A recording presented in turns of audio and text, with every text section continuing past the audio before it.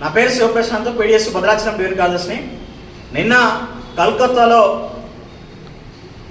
Junior doctor PG చేసే విద్యార్థిని అత్యాచారం చేసి దారుణంగా అమ్మాయిని చంపేశారు.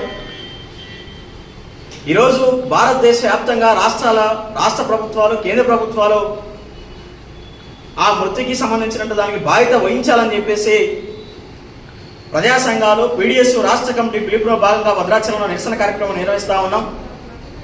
విద్యార్థినిని దారుణంగా అత్యాచారం చేసి చంపేసి ఈరోజు దుండగులు పారిపోయిన పరిస్థితి కనబడతా ఉంది.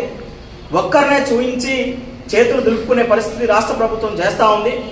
కేంద్ర రాష్ట్ర ప్రభుత్వాలు ఈరోజు గంజాయి మత్తులో, కొకేన్ పేరుతో అనేక సంబంధించినటువంటి ఆనందాల, చిన్న చిన్న ఆనందాల కోసం విద్యార్థుల, అమ్మాయిల పట్ల దాడులు నిర్వహిస్తూ ఉన్నారు. దాడులు జరుగుతూ ఉన్నాయి.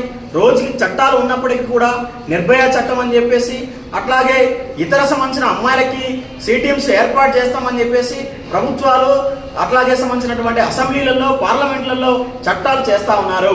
దీనికి సంతోషం చేస్తూ ఉన్నాం. దాంతోపాటు ఆ చట్టాలకు సంబంధించిన దాంట్లో అమ్మాయిలపై జరుగుతున్న దాడుల మీద మాత్రమే ఎప్పుడు జరుగుతుందో అప్పుడు మాత్రమే స్పందించి దాన్ని పట్టించుకునే పరిస్థితి లేదు. ఖచ్చితంగా అమ్మాయిలపై జరుగుతున్నటువంటి చట్టాలు ఏవైతే ఉన్నాయో చట్టాల మొత్తాన్ని కూడా దీని మీద ఖచ్చితంగా ప్రయోగం చేయాలి. ఆ ముగ్గురు ఎవరైతే ఉన్నారో వారిని ఉరిశిక్ష విధించాలని చెప్పేసి పీడిఎస్ డిమాండ్ చేస్తూ ఉంది. దాంతోపాటు ఆ కుటుంబానికి తగు న్యాయం చేయాలని, ఆ కుటుంబంలో ఒక ఉద్యోగం ఇవ్వాలని చెప్పేసి, అట్లాగే పోలీసు సంబంధించిన దాంట్లో పూర్తి స్థాయిలో ఈరోజు యువత మొత్తం కూడా గంజాయి పేరుతో, కొకేన్ పేరుతో మత్తులో ఊగిపోతా ఉన్నారు. ఖచ్చితంగా పోలీసు శాఖ కూడా దీని మీద ప్రత్యేకమైనటువంటి దృష్టి సాధించి ఆ కుటుంబానికి న్యాయం చేయాలని చెప్పేసి పీడిఎస్ డిమాండ్ చేస్తూ ఉంది. లేని పక్షంలో రాష్ట్ర వ్యాప్తంగా ఉన్నటువంటి విద్యార్థుల మొత్తాన్ని కూడా ఐక్యం చేసి పోరాటాలు నిర్వహిస్తామని చెప్పేసి కూడా ప్రభుత్వాన్ని హెచ్చరిస్తా ఉన్నాం.